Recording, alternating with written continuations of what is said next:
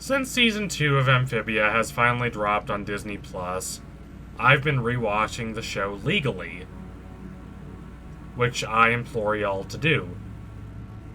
It will help Disney realize that a lot of people really love this show and are willing to support it. It might even get us some official merchandise, which would be amazing. And it would help insulate the show from getting screwed around by Disney like what happened with True Colors. So please, even if you've already watched the entire show, watch it again on Disney+. Doesn't really seem like much to ask, considering how good Season 2 of the show is. Anyway, while I was doing my rewatch, I noticed that some episodes were more disconcerting in hindsight than they were when I was watching them for the first time. The show is mostly lighthearted, and although Season 2 is significantly darker than Season 1, it is still mostly fun moments. But a lot of things play darker in retrospect, and there is no episode in which that is more obviously the case than in the episode in which they introduce Marcy, that being Marcy at the Gates. Anne reunites with Marcy for the first time since arriving in Amphibia. For the audience, it has been almost a season and a half waiting to see Marcy, and she immediately clicks with Anne. That's not to say there aren't problems in their dynamic. These problems pop up immediately, as Anne still has, in her mind, the idea of Marcy as a very clumsy and awkward person. She literally calls Marcy the clumsiest person alive when she's talking with Sprig, and it takes her a while to adjust to the new, more confident, more self-assured Marcy. But even so, there is a marked contrast between her reunion with Marcy and her reunion with Sasha. She was happy to see Sasha, and Sasha was really happy to see her. Think about what it was like for Sasha. All she's had is Grime, who has not been good to her, at least in Season 1. And she was locked in a cell for a long time. All the way up until Prison Break, at least. Anne, meanwhile, has had some tough times, but she's also had the support of her frog family.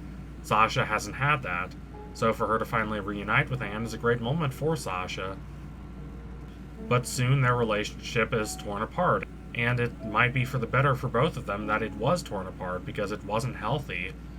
But Sasha being rejected by Anne like that, having Anne see their friendship as nothing more than manipulation, really did break Sasha. And seeing what happened to Sasha really broke Anne. I mean, Anne has a lot of problems with Sasha, but she still loves her and cares for her. So it's a haunting moment, especially when she thought that Sasha was going to die. The reunion with Marcy is completely different. Far from being antagonistic toward Anne, consciously or subconsciously, Marcy is very adventurous and very excitable and very friendly toward Anne. Pretty soon they just click. They connect. There's immediate synergy between them. And to be quite frank, I don't blame Anne for at least taking a little time to get used to the new Marcy, because the difference is significant. While Anne's comment about Marcy being the clumsiest person alive might be a little harsh, it does seem to line up with what we see from the flashbacks. Now, of course, these are Anne's flashbacks. I'm sure if we were getting Marcy's perspective, it would have been a little different, and probably a little darker, based on what we see in True Colors about Marcy not exactly having a great home life. But nonetheless, her clumsiness can't be denied. Where Anne goes wrong, however, is thinking that it is just a part of her, the same as her hair or her nerdiness, when in reality it is a result of her being so focused on her games at the expense of the world around her, because, again, she does not much like the world around her. We don't know everything about Marcy's life back on Earth because, again, most of our perspective has been through Anne's vision, but we know enough to know that at least Marcy really is not happy here. She only really has her friends. She depends on them. That's why it's so crushing when her parents try and pull her away from those friends. Other than that, what does she have in this world? What does she have to stop her from getting so absorbed in fantasy escapism? Not really much of anything. But in Amphibia, it's different. She's respected here. She's valued. She's the chief ranger of the Newtopian Guard. She takes classes and reads books.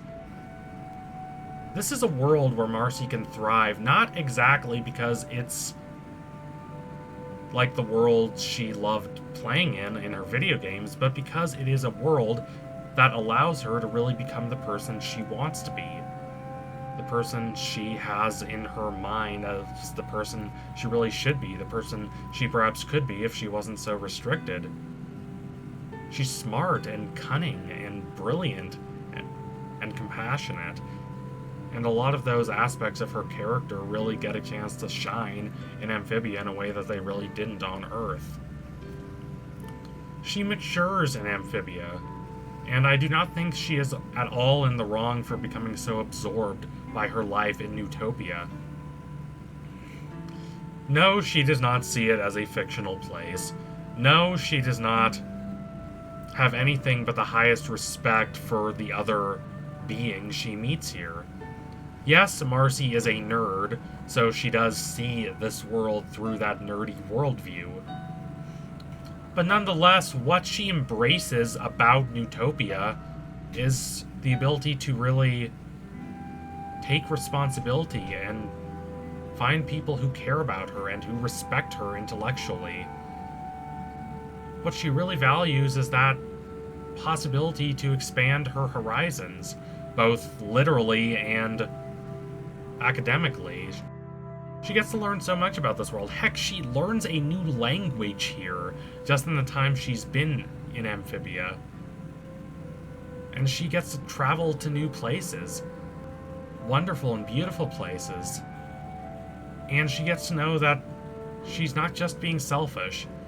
She's not just being self-indulgent. She's helping this greater cause. She's helping Newtopia and its king, whom she believes is benevolent, because he lets her in. He allows her to really speak her mind to him and really explore her feelings with him there, validating those feelings. What Marcy does practically is the equivalent of someone leaving a restrictive small town and seeking their fortune in the big city. I think of the end of one of my favorite movies, La Cata Senku, directed by Francois Truffaut, which ends with a gorgeous last scene of a kid running on a silver beach.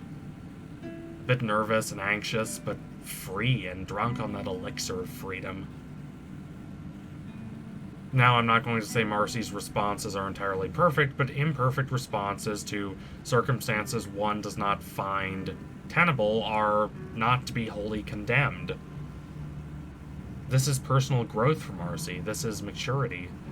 If, as Sartre posits, we primarily define our identities through our actions, then Marcy is very much taking actions that put her in a situation where she can form that identity. Identities are not static and unchanging, says Sartre. They're something that we constantly formulate. Identity is consciously in the process of becoming, in an Emersonian sense of that word. Identity is energy, it's movement, it's not stasis. We don't have to be content with being the people we were, and in fact, believing that we are is a form of bad faith in Sartre's view. We accept the collection of views that other people have of us, we accept these different reflections of status as something that is innate to us, but that's not true.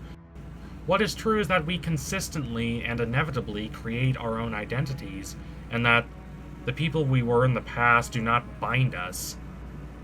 to the people we are going to be in the future. That can be terrifying, but it can also be liberating.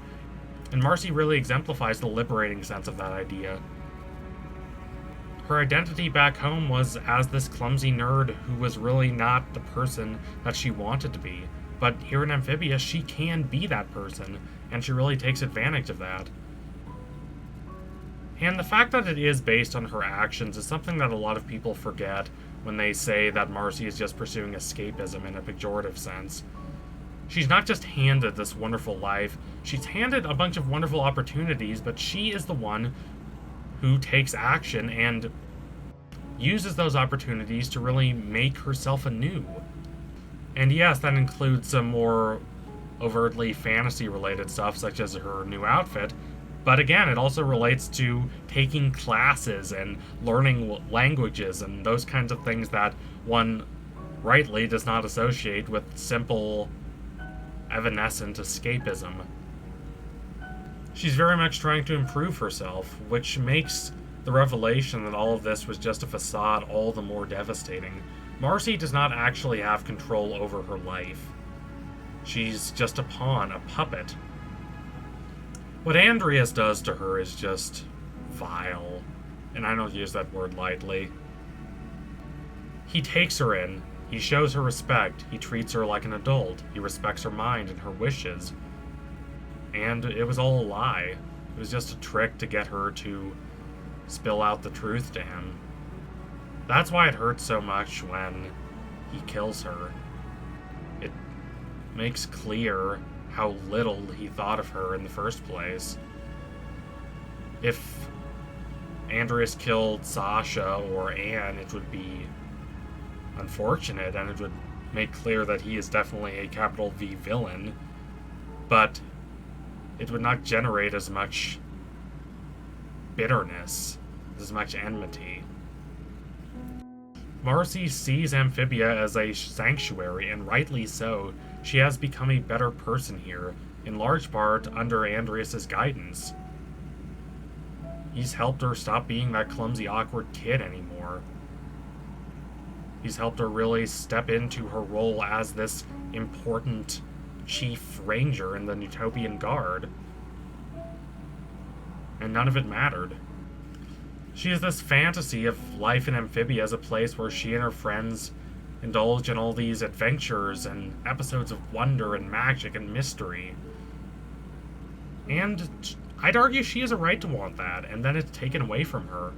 I've seen a lot of people compare her to Mabel in Gravity Falls, and while I can see the comparison, I don't think it's very apt, at least where escapism is concerned. Mabel very much is trying to escape, and that's understandable. She wants summer to last forever, she fears losing her brother, so she prefers an ideal world where that can happen. That's why she's so comfortable in her bubble. That's why she's so open to getting tricked in the first place. Marcy doesn't want that. Amphibia, again, is a real place. I mean, in this world, it is a real place. It's as real as Kansas or Thailand, on which it was heavily based. Marcy is more similar to Toph from Avatar: The Last Airbender, in that she lives in a restrictive, stultifying life that she yearns to escape from, and have a life of adventure traveling around with people she really loves. That's not a bad thing. True, she is the exact opposite personality-wise from Toph, but beneath Marcy's fangirling and Toph's cynicism, they're really noble, capital R, Wordsworthian romantics at heart, I'd say. They value experience and wonder and self-expression over systems that seek to mold and repress who they really are as individuals. Now, of course, there is a major and significant difference between Marcy and Toph, that being that Marcy lies to her friends and tries to keep them in this world against their will. Toph does not do that. True, Toph does in fact lie, but there is this wonderful image in the end of The Blind Bandit wherein Katara and Sokka exchange a glance that demonstrates that they clearly know Toph is not telling the truth, but they care enough for her that they're going to let her join anyway. To what extent Marcy's motives are selfish is debatable. I'm sure she tried to make herself believe that what she was doing was not just good for her, it was good for all of them. And I'd argue that she's right on that account. That despite the difficulties that Anne and Sasha go through in this world, they are ultimately better off in Amphibia than they were back on Earth. I saw what their lives were like back on Earth, and I've seen what their lives are like now. And they're better people now, they're more mature. But, of course, Marcy does not understand how much Anne and Sasha have gone through in Amphibia. Now, that's not her fault, but also she doesn't want to know. She could have asked, but she doesn't. Not really. She wants to hold on to this ideal she has of Amphibia, that this has been a wonderful and blissful place, not just for her, but for all those around her. And she resists any attempt to really puncture that bubble. And understandably so, perhaps, considering that the other option would be to return home, a place she does not want to go. Think about when she's so happy that Anne has found a frog family to really take her in, and play into the found family trope, as Marcy puts it. When we first see that in Marcy at the Gates, that's just a kind of fun, nerdy moment, but in retrospect, one can easily see that in the lens of Marcy trying to justify that her actions were in fact good for Anne. If her illusion is not to be shattered, then Anne has to be consistently happy. This is a big reason why she always gets so frustrated when Anne isn't happy, or when Anne is fighting with Sasha. It doesn't play into her fantasy. But, on the other hand, Anne also has some responsibility, because she does not really think about how Marcy is feeling. Anne clearly sees herself as the caring one, the empathetic one, the one who's always there for her friends no matter what. But she is very impulsive, and she is not necessarily aware. Honestly, all three of these girls have a bad tendency of imposing their own desires on each other, at least unintentionally. They honestly believe that what they think is right is something that the others will necessarily agree with, and that doesn't happen. Marcy assumes that Anne will want to stay in Amphibia without inquiring too much about that, but Anne does the exact opposite. She assumes Marcy will want to leave without really thinking about why Marcy might not want to leave. She is aware enough to take the step to acknowledging that Marcy is much better here. She's acclimated to this world, quite in contrast to how she struggled on Earth, always being awkward and always ending up hurting herself because she was so clumsy. But she doesn't take that step to thinking that, hey, maybe she likes the person she is here and she doesn't want to return. And that is on Anne, I must say. Marcy bears some of the blame, but not all of it. Watching Marcy at the Gates again makes that very clear. So anyway, thank you all for watching. If you liked what you saw today, don't forget to like, comment, and subscribe. Donate to my Patreon if you can. If you want to see more videos like this, keep watching Amphibia. It's a brilliant show, and it's only getting better with time. I can't wait to see what they do in Season 3. If you do, in fact, want to see more of these interesting revisiting Amphibia episodes, then share this with all your friends. Share it on social media. Make sure everyone sees it. I do personally want to do more of these kinds of episodes, especially since so many of the episodes do play differently now that we have the full story, or at least 2/3 of it. So anyway, tune in soon for my next analysis. It's sure to be coming soon. Promise you that. Thank you all again. Adios, comrades.